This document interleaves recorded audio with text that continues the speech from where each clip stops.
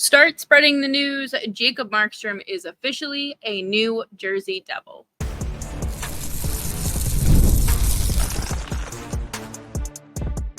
You're Locked On Flames, your daily podcast on the Calgary Flames. Part of the Locked On Podcast Network, your team every day.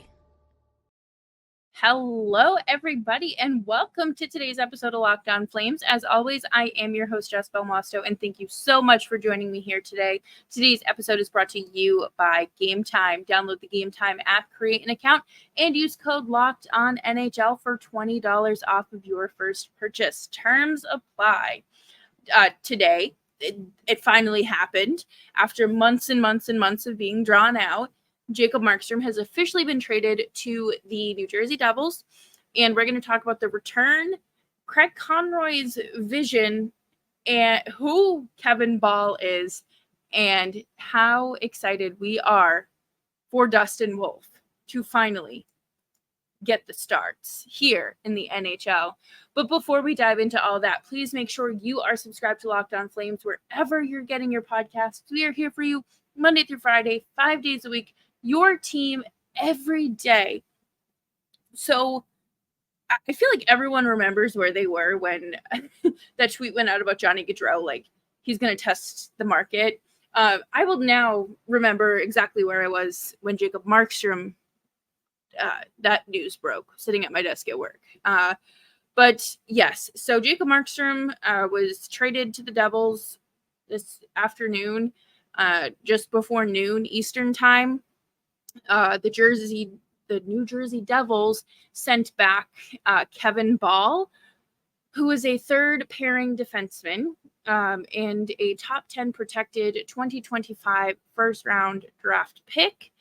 And the Flames retained 30% of Markstrom's salary.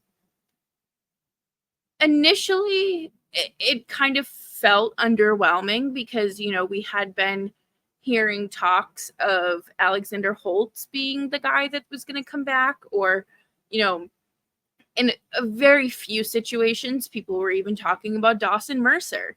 So to get another 6'6" third pairing defenseman when you just traded one and you've acquired more defensemen than anything since the trade deadline, it was a little deflating. But good for Jacob Markstrom. You know what? He really did the Flames a favor. And in reality, this is a good move for the Flames. And I think that that's fine. This is another step in the process of becoming a truly competitive team. Sure, it's not a young forward that you were hoping for, but it is a 23-year-old defenseman. And that's unfortunately what it is right now. I know we kind of wanted more, and this is all going to be part of a bigger picture someday, and we won't even remember Kevin Bahl playing for the Calgary Flames. Maybe he doesn't. Maybe he ends up getting flipped somewhere else. Who knows, right? But trading Jacob Markstrom allows this team to get Dustin Wolf in there. And that was my first reaction. I'm going to be entirely honest with you. It wasn't like, oh my God, thank God this finally happened. It was Dustin Wolf is finally going to be able to play in the NHL with the Flames on a consistent basis. I like that.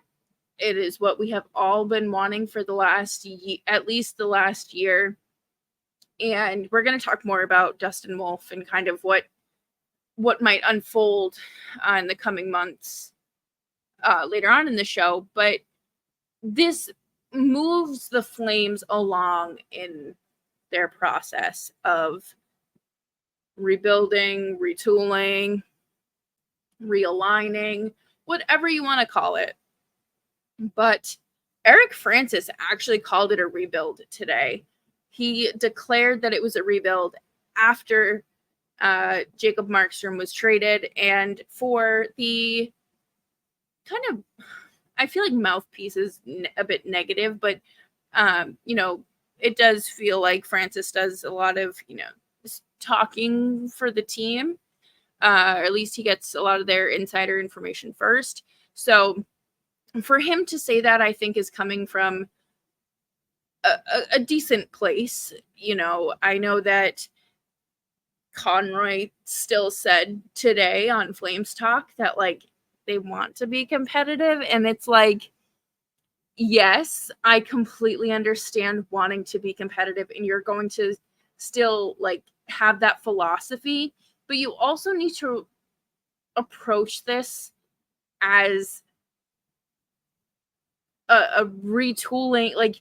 You are in a transitional period. You are not a contender. You are not a fringe playoff team anymore. You are the lower half of the league, the lower portion of the league. I saw someone say today that this is a complete prediction, of course. This year's Flames team is going to be worse than last year's San Jose Sharks. That is a very bold prediction. I'm not going to rule anything out and write anything off just yet, because there is still a lot of, pieces to move around here. But I like what the Flames are doing. I think this is really that piece in the Jenga tower that they've needed to move and lets them proceed. I like it.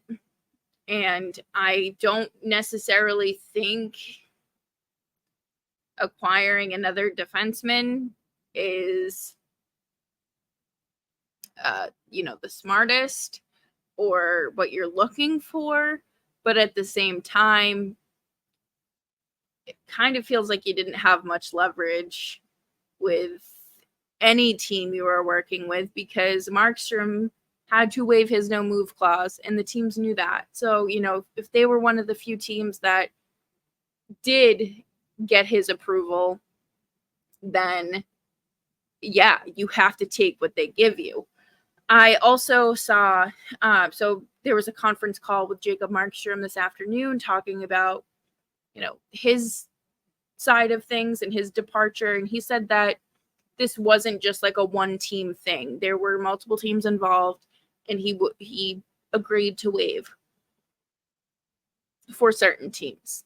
So if New Jersey's best, if that was the best offer, then I'm glad they took it. I think that this is great. And, good for Markstrom. Welcome to Calgary, Kevin Bahl. I hope you have a parka. But coming up next, we are going to talk more about Kevin Bahl and just who he is, because I feel like if you're not chronically online, you probably have never heard of Kevin Bahl in your life. And we will be right back with an introduction to Kevin Bahl right after this. Gametime is an authorized ticket marketplace of Major League Baseball, which makes getting tickets faster and easier. Prices on the Gametime app actually go down the closer it gets to first pitch. With killer last-minute deals, all-in prices, views from your seats, and their lowest price guarantee, Gametime takes the guesswork out of buying MLB tickets. I am looking to go to a Yankees game down in the Bronx this summer, so I will absolutely be using Gametime. It's a ballpark I've never been to, so that view from your seat option is going to be a game changer and a lifesaver. Last minute tickets, lowest price guaranteed. Save up to 60% off buying last minute tickets for sports, concerts, comedy, theater, and more. Get a panoramic view from your seat in the app before you buy, so you know that you're not going to have obstructed view, or maybe you can get a little bit closer for a little bit less money. Who knows? And your purchase is covered with the most flexible customer service policy in the ticketing industry. Take the guesswork out of buying MLB tickets with Gametime. Download the Gametime app, create an account, and use code LOCKEDONNHL for $20 off of your first purchase. Terms apply. Again, create an account and redeem code LOCKEDONNHL for $20 off. Download Gametime today. Last minute tickets, lowest price guaranteed.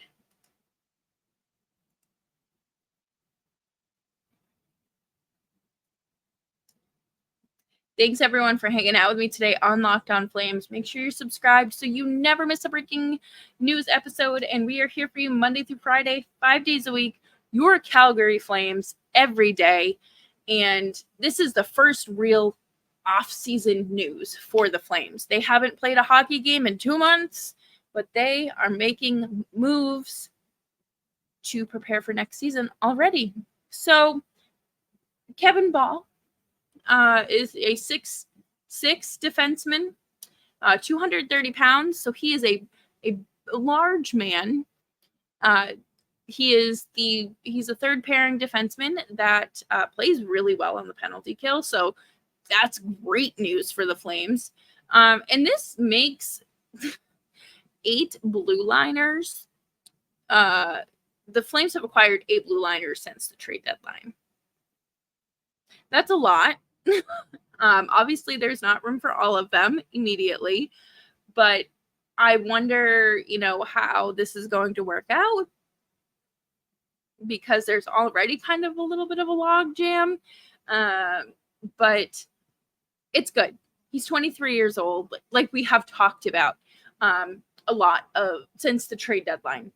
The Flames have wanted to get younger players in here that they can continue to develop and, have team control over for a little bit. And that's very good news. Do I wish it was a forward? Absolutely. I do think something that could happen is they end up acquiring all this draft capital and some of these, fringe NHL defensemen and trade for a young forward. I saw somebody mention Alex Newhook. I believe he's with Montreal right now. And that could be interesting. He won a cup in Colorado a few years ago. Obviously going from that to Montreal is a big game changer, but come on and head west back to the Rockies and we might have something special for you. We got good vibes. So I think every team should be open to that. Keep your options open, friends. But Kevin Bahl, okay? I saw Mike Fail from Scorched Stack post that the return was Kevin Bahl in a 2025 first. And I thought it was a joke. Everyone thought it was a joke because there was just simply no way that was the return. Well, it was. And it is what it is, I guess. I mean, there's really nothing you can do. None of us can change that. None of us can fix it. But I was listening to Flames talk, and Conroy talks about, why they like Bahl. They identified him early on that, this was a player that they would like, and he is like another Nikita Zadorov. To me, that just why are we just signing players because they're big? He's good. He doesn't provide any offense, which I mean, like, as a defenseman, you don't really doesn't need to be your main focus, especially when you do struggle in some defensive areas. Like, the less time that puck is on your stick, the better. And it doesn't feel it just doesn't give me a lot of confidence, especially with Dustin Wolf being a full-time NHLer come October. I wish that there was something more, a little more security there. I was looking at his underlying stats, and it isn't promising. It doesn't give you much to hope for. Like when you acquired Mackenzie Weegar, it was like, oh, this guy's a great defenseman. This is awesome. Hunter Brustowicz, like, oh, this kid's like absolutely tearing it up in the OHL. Amir Amanov, like, sure, was still technically a prospect at 26 years old, but like there's something there. Here it just kind of feels like we got scraps. And it's okay to be disappointed and feel deflated. Best advice I got as like a 12-year-old kid was keep your expectations low so you can't be disappointed. And that is the philosophy I have carried as a sports fan up until now. And I think that's good advice because, you know, if you went into this like myself expecting Alexander Holtz and you get a third pairing defenseman that makes mistakes and bad mistakes that spiral, you have every right to be disappointed. I don't think it's wrong for people to be upset. I don't think that it's necessarily fair to critique people for being disappointed. I think that that's it's silly. You know, the Flames have had a job, or Craig Conroy has had a job since last summer.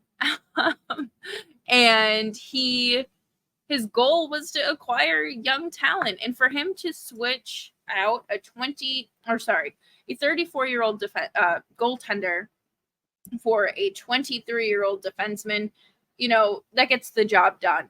He brings in a younger guy. He brings in someone that has room to grow, that has some upside in being a bigger player. When, you know, the Flames do need size.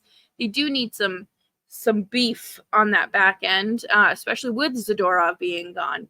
But that shouldn't be the main priority. I hope with any more moving pieces this offseason, they keep other things in mind, because I'm sorry, just being big, that doesn't do anything for me. That doesn't solidify and like give any of us confidence. Like, okay, yeah, if you're Zdeno Chara, sure, absolutely, but you're not.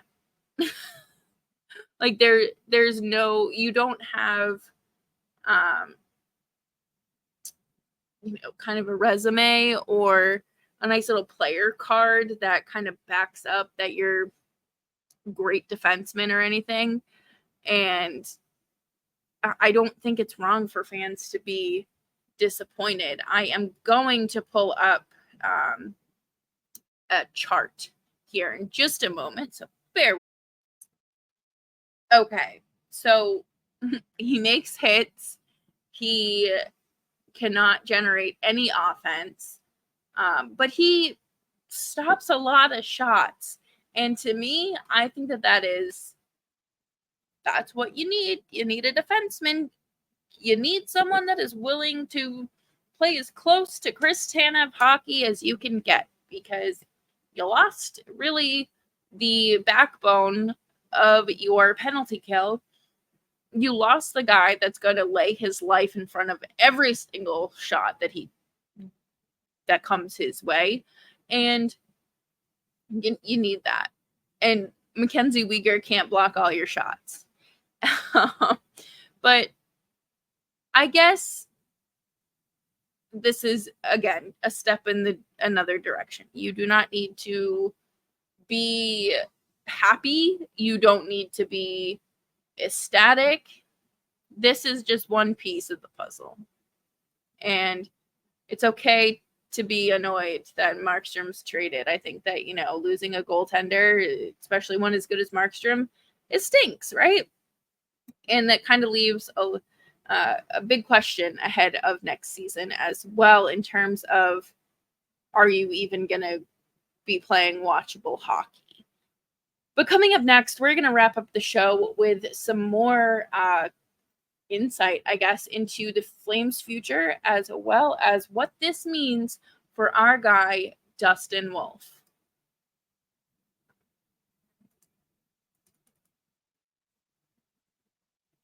Thanks, everyone, for hanging out with me today on Locked On Flames. Make sure you're subscribed wherever you get your podcasts, and you can follow me on Twitter at JessBelmosto.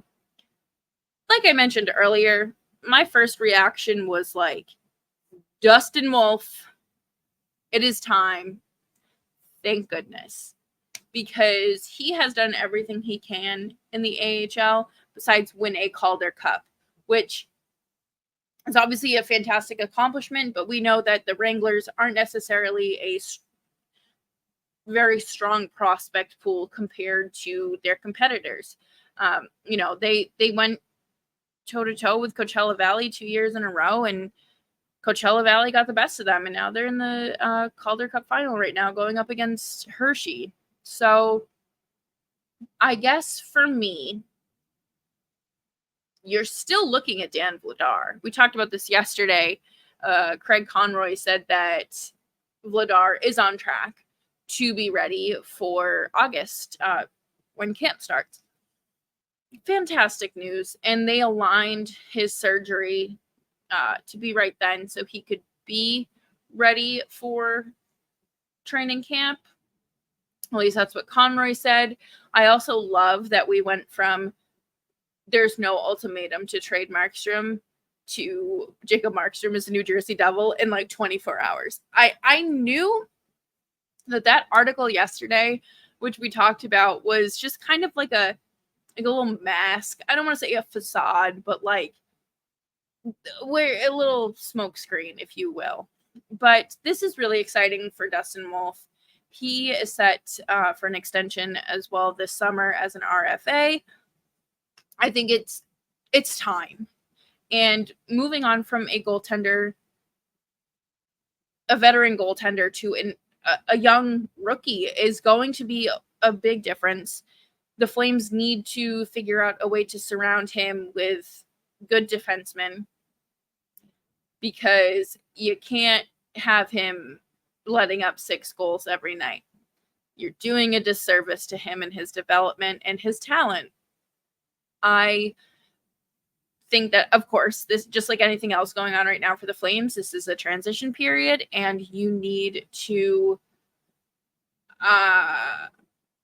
embrace and accept that things are going to be a little bit rocky, and not everyone has like the smoothest transition, and that's okay. I think that Ryan Pike really put it well to contextualize this trade too, because it's not a young forward or a young center, something that is a little bit more attractive than a third pairing defenseman. And he's just says that Markstrom spent a third of the season injured. He has 2 years left at $6 million, and he was depreciating in value. And that's fine. I think that that's a really good way to put it, because you're getting something that you wouldn't get if you just bought him out, which I don't think was ever going to happen. If he retired, or if he played out the rest of his contract, like there wasn't like you are acquiring a roster player and that first round draft pick, whether it's the 2025, or if the Devils do finish within the top 10, then it gets moved to 2026. Like there's the draft capital is very important, and I think that Conroy is doing a good job with that, and I look forward to the rest of the summer. Ryan Leslie said on the radio today, don't sleep on July 1st, and immediately stomachs started churning, because the Flames have a lot of money to spend. They need to re-sign Shillington and Wolf. Wolf is an RFA, so you just have to do the qualifying offer there. And then, of course, Shillington is the pending, or he'll be a UFA come July 1st. And then you have a lot of money left to play with. So it's really Craig Conroy's, I guess, like first real summer with money to spend for free agency. I know that a lot of people are concerned, and I think that that's fair. You don't know what kind of contracts he's going to hand out. And I also immediately saw people saying that if this is what you got for Markstrom, that's all you had to give up, call for Mangiapane. I don't think that this is something that gets done this summer. I think that this is something that leads up into the trade deadline, but it's something to just keep an eye on. And you never know, because I certainly did not expect the Jacob Markstrom trade to happen today. It's like all the general managers woke up out of their hibernation, unmuted their general manager group chat, and got to work. Barclay Goodrow, was claimed off of waivers from New York to San Jose, where he started his career. There was a trade with Dallas and I believe San Jose as well. And teams, there's some Linus Ullmark to Ottawa rumors and Jacob Chychrun here to there, and potentially Travis Konechny is on the move. So it's going to be an interesting summer. I think that the general managers kind of got tired of waiting for the Stanley Cup final to end. So they said, we're just going to start this now and get our job done and over with by, the first, second week of July and be up in our cottage with no cell service. I am very intrigued by how the Flames take advantage of their draft capital, not only this year, but the next few years with, 6 first round draft picks for the next, in the next 3 first rounds. So I hope that Jacob Markstrom enjoys New Jersey. Very sad to see him go. Kevin Bahl, I hope I am very wrong about you, the same way I was about Yegor Sharangovich. And I'm looking forward to seeing how he fits in on the penalty kill. And you guys know that the penalty kill has been like one of my favorite things to watch for the Flames. But gotta just hope it stays intact, or at least gets a little bit better. And that will do it for me here on today's episode of Locked On Flames. Thank you all so much for hanging out with me. I hope you have a fantastic, fantastic evening wherever you are. Stay cool. I am in the middle of a heat wave in New York right now, so if you hear the fan buzzing, I deeply apologize, but it is too hot. And thank you all for making Locked On Flames part of your day, wherever you are. You can get this podcast wherever you get your other podcasts, and on YouTube as well. We are here for you Monday through Friday, 5 days a week. Your team every day. And until tomorrow, stay safe, stay warm, stay dry, stay cool, and be kind.